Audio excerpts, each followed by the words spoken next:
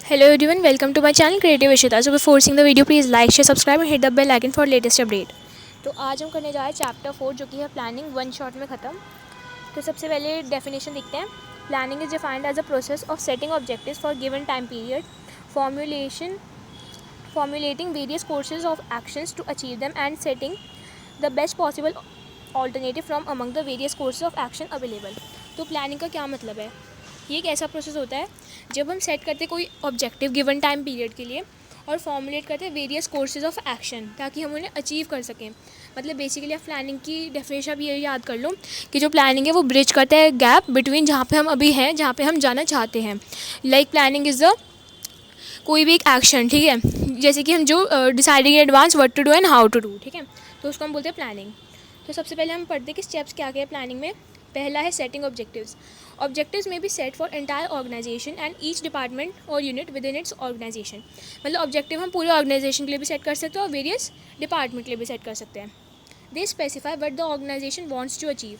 ये स्पेसिफाई करते हैं कि क्या हम ऑर्गेनाइजेशन का गोल है, क्या वो अचीव करना चाहती है, क्या उसका ऑब्जेक्टिव है। अब है developing premises. Planning premises are the assumptions made about the future. तो प्लानिंग प्रमाइसेस क्या होती है? सारी एजम्पशन होती है जो हम फ्यूचर के रिगार्डिंग करते हैं। एजम्पशंस जो कि बनी होती है कि ताकि हम उसको फोरकास्ट करें कि क्या क्या डिमांड है उस प्रोडक्ट की। प्लानिंग प्रमाइसेस जो है ये बेस मटेरियल है जिस पे प्लान जो है वो ड्रॉ होता है। मतलब कि जैसे कि बिल्डिंग बनाने के लिए नीचे हमें सीमेंट की ज़रूरत है, वैसी जो किसी भी प्लान को एग्जीक्यूट करने के लिए हमें उसकी प्लानिंग प्रमाइसेस की ज़रूरत होती है। तीसरा है identifying alternative courses of action. As there may be many ways to achieve the objectives, all the alternative courses of action should be identified. जो भी बेस्ट हमारा मेथड है उस एक्शन को करने के लिए वो हमें चूज़ करना पड़ेगा। Evaluating alternative courses of action. Positive और नेगेटिव एस्पेक्ट्स देखना पड़ेगा उस जो ऑल्टरनेटिव हमने सेलेक्ट करा उसका क्या है।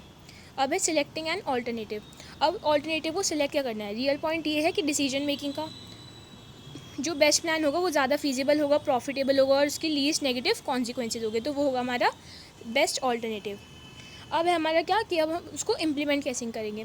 इसका मतलब कि जब हम प्लान को एक्शन में लाएंगे, जब हमने प्लान बना लिया तो अब उसको एग्जीक्यूट भी तो करना है, तो उसका 6 पॉइंट है implementing the plan. This is a step where other managerial functions also come into picture. This step would also involve organizing for labor purchase of machinery. तो अब जब हम इम्प्लीमेंट करें प्लान तो हम क्या करेंगे? अब लेबर को लाएंगे, ठीक है, मशीनरी में कितना परचेज है हम उसको देखेंगे। अब है follow up action. Follow up action क्या होता है?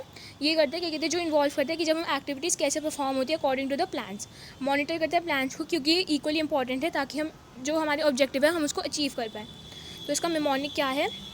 एस डाइज इफ़। तो आप ऐसे याद कर सकते हैं स्टेप्स ऑफ प्लानिंग का मेमोनिक्स। अब हम बात करते हैं फीचर्स ऑफ प्लानिंग। ये इसका मेमोनिक्स आप पहले देख सकते हैं। Planning focuses on achieving objectives, क्योंकि जो स्पेसिफिक ऑब्जेक्टिव्स है वो सेट होते हैं। मतलब कि आप ये कर लो कि वो अचीव कर दे ऑब्जेक्टिव में, कि हम कैसे हम उसको अचीव कर सकें अपने ऑब्जेक्टिव को, कि ऐसी कोई प्लान जो हम एग्जीक्यूट करते हैं कि हम अचीव करें अपने गोल्स। प्लानिंग क्या होता है? वो फ्यूचरिस्टिक होता है, क्योंकि हम इसमें क्या करते हैं, क्योंकि हम फ्यूचर के बारे में करते हैं ना, क्योंकि हमने डेफिनेशन में पढ़ा था कि जहाँ पे हम अभी हैं, जहाँ हम जाना चाहते हैं, तो ये प्लानिंग जो है फ्यूचरिस्टिक है। ये इन्वॉल्व करता है डिसीजन मेकिंग। हमें पता है जब हम प्लान करेंगे तो हमको डिसाइड करना पड़ेगा कौन सा प्लान करें, ऑल्टरनेटिव कौन सा ढूंढे।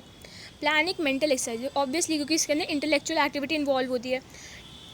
अब है प्लानिंग जो एक प्राइमरी फंक्शन, जैसे कि हमने पढ़ा था ना पोस्ट DC, तो P से planning, organising, staffing, directing, controlling. तो P अगर नहीं होगा, क्योंकि P नहीं होगा तो और सारी कैसे एग्जीक्यूट होंगे, तभी ये क्या है? प्लानिंग फंक्शन ऑफ मैनेजमेंट है। अब प्लानिंग परवेसिव है, मतलब कि हर टाइप की मैनेजमेंट में हो जाती है, ऑल डिपार्टमेंट में हो जाती है ऑर्गेनाइजेशन की, और टॉप लेवल मैनेजर्स को देखता है, ठीक है। मिडिल मैनेजर जो है वो डिपार्टमेंटल की प्लानिंग करता है, और जो लोएस्ट लेवल है डे टू डे ऑपरेशन करता है वो किससे होता है? By supervisors. और जो प्लानिंग है वो कॉन्टीन्यूस प्रोसेस है, ये तो हमें पता ही है, क्योंकि प्लानिंग फ्रेम होती है, इम्प्लीमेंट होती है कुछ टाइम पीरियड के लिए, और ये फॉलोड होती है बाय अनदर प्लान।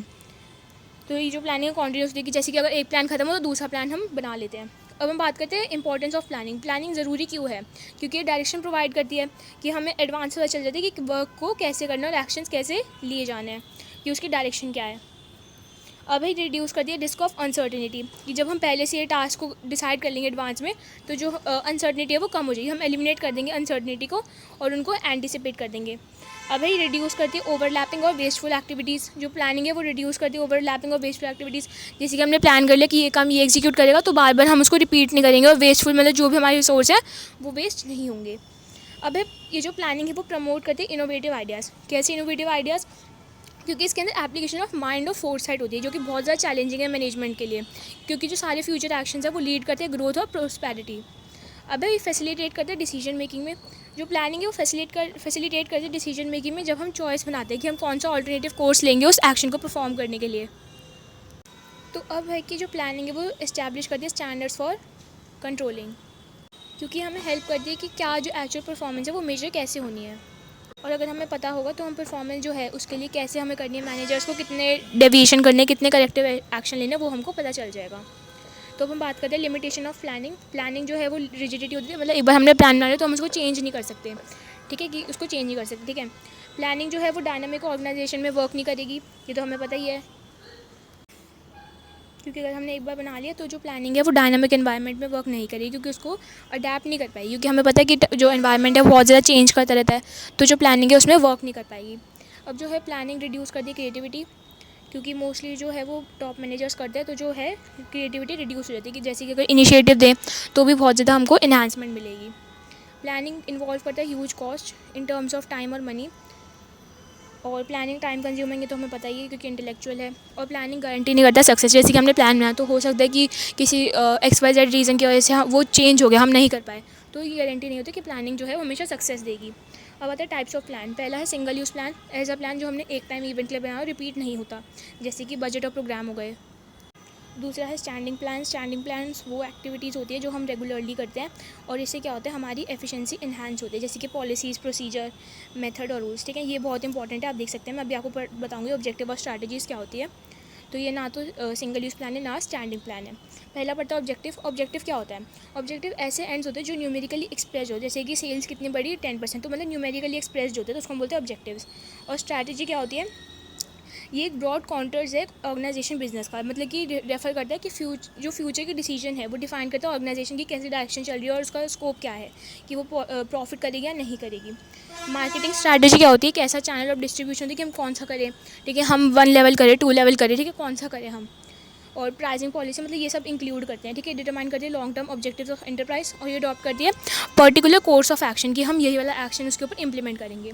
ये एलोकेट करते हैं रिसोर्स को जो कि नेसेसरी है कि हम ऑब्जेक्टिव को अचीव कर पाएँ। अब हम बात करते हैं पॉलिसी की।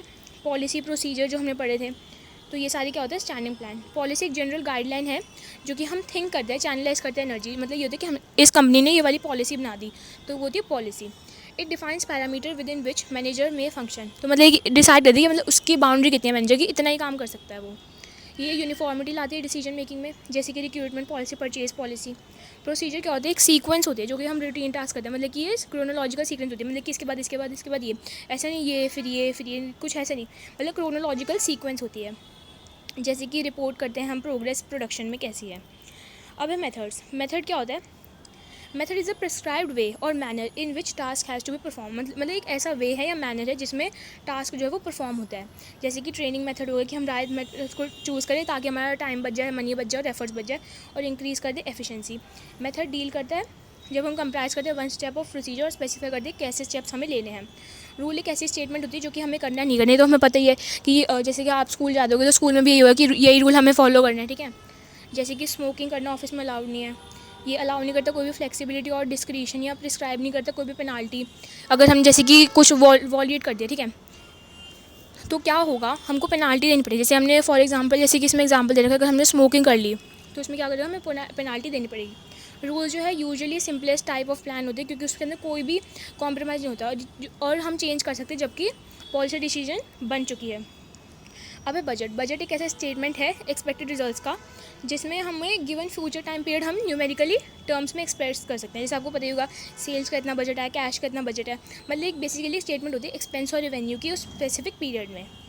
अब जो बजट है कंट्रोल डिवाइस होती है from which deviations can be taken care of. अगर हम बजट्स बनाएंगे तो इन्वॉल्व करती है फोरकास्टिंग, तभी ये फंडामेंटिंग प्लानिंग इंस्ट्रूमेंट है।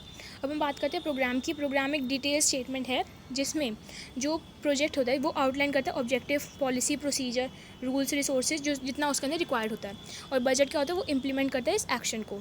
जैसे कि कंस्ट्रक्शन ऑफ शॉपिंग मॉल, तो मतलब ये पूरा टोटल होता है, सम टोटल होता है।